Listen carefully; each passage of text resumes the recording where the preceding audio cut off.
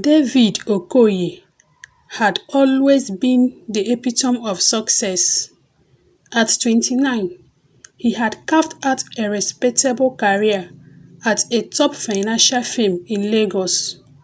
His colleagues admired him for his sharp mind and impeccable work ethics, while his friends envied his seemingly perfect life with a promising future, a handsome salary, and a steady relationship with Joy, his beautiful, devoted girlfriend. David had everything a young man could wish for. Joy was the love of his life. They met during their university days at University of Lagos, where she studied law and he majored in finance. Their relationship had weathered the storm of academic stress, the pressure of finding jobs, and the challenges of navigating life in a bustling city. Together, they had built a solid foundation of trust, love, and mutual respect. On weekends, David and Joy would take long walks on the beach, talk about their future and the dream of life they would build together. They talked about marriage, children, and even starting a business together one day. To David, Joy was more than just a girlfriend. She was his partner, his confidant, his everything. But as content as David was, a small voice inside him whispered that he could do better, he could be more. The job he had worked so hard to secure was good, but was it enough? He began to crave something more, a better job, a higher salary, more recognition. He was tired of just getting by comfortably. He wanted to live in luxury, to be the best.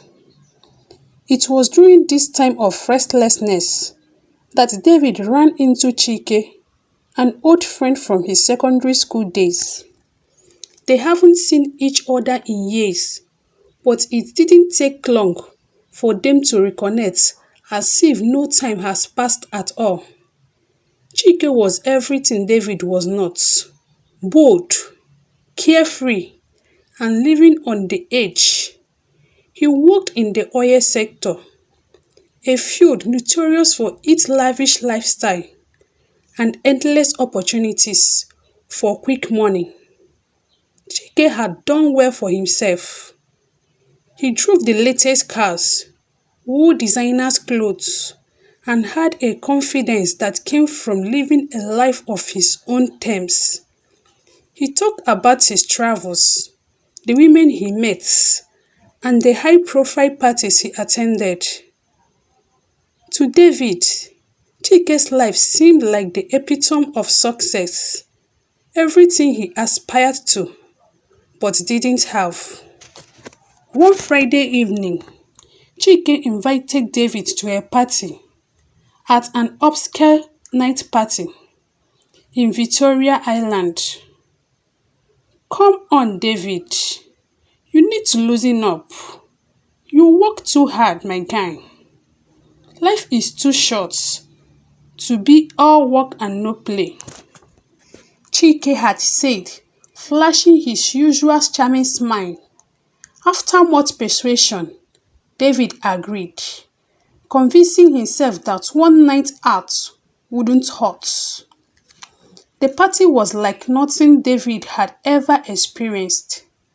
The music was loud, the drinks were endless, and the air was thick with the scent of expensive perfumes. Chike introduced him to several people, all of whom seemed to live in a world of excess and indulgence. They laughed loudly, spent money carelessly, and spoke of life as if it were a game.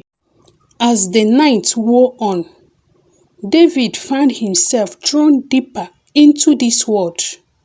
Chike kept refilling his glass, and with each drink, David's inhibition lowered. He was fascinated by the stories of wealth, the thrill of the chase, and the power of a life without boundaries.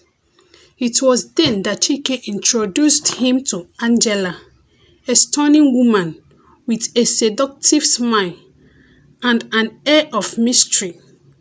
She was unlike anyone David had ever met, confident, bold, and completely uninhibited. Chike leaned in and whispered to David, Angela is someone who knows how to make a man forget all his troubles. David was hesitant at first, but Chike's word echoed in his mind. Just one night, he thought. One night to let go, to live a little. Angela led him to a private room in the club, and before David could fully process what was happening, he found himself caught up in a whirlwind of passion and lust. The next morning, David woke up with a pounding headache and a deep sense of regret. The events of the previous night were a blur, but the weight of his actions hung heavily on him. He had never cheated on Joy before. The guilt was overwhelming. He tried to convince himself that it was just a one-time mistake, that he could forget about it and move on. But deep down, he knew things would never be the same. David's life began to unravel slowly. He started avoiding Joy, making excuses to not spend time with her. He became distant, preoccupied, and irritable. Joy noticed the changes but attributed it to stress from work. She tried to be supportive, giving him space and encouraging him to talk, but David remained closed off.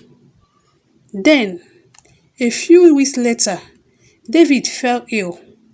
What began as a persistent fever and fatigue soon escalated into something more serious. Worried, Joy urged him to see a doctor, but David was reluctant. He brushed it off as just a bad case of the flu, refusing to believe that it could be anything more. But when the symptoms didn't go away, David finally went to the hospital. After a series of tests, the doctor delivered the news that would shatter his world. David was HIV positive. David was in shock.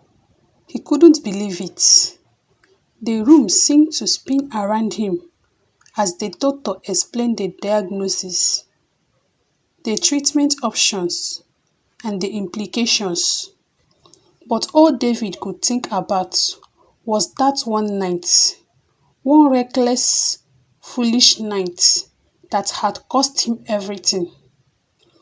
He knew he had to tell Joy, but the thought of facing her, of seeing the hurt and betrayal in her eyes was too much to bear. For days, he avoided her calls and texts, trying to figure out how to break the news. But Joy was persistent, sensing that something was terribly wrong. Finally, David couldn't hide it any longer. He invited Joy over to his apartment, his heart heavy with dread. She arrived, her face full of concern and love, and David felt a wave of guilt wash over him. He couldn't meet her eyes as he told her the truth, his voice shaking with fear and shame. Joy listened in stunned silence. Her expression shifted from confusion to disbelief, to heartbreak. Tears welled up her eyes, and she realized the full extent of what David had done.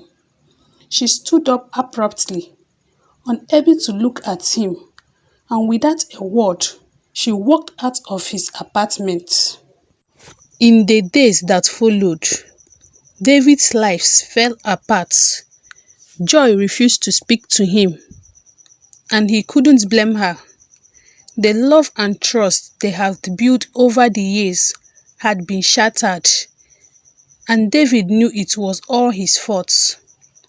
His work suffered as well. He couldn't focus, couldn't bring himself to care about the projects that once excited him. His colleagues noticed the change in him, and soon rumors began to spread.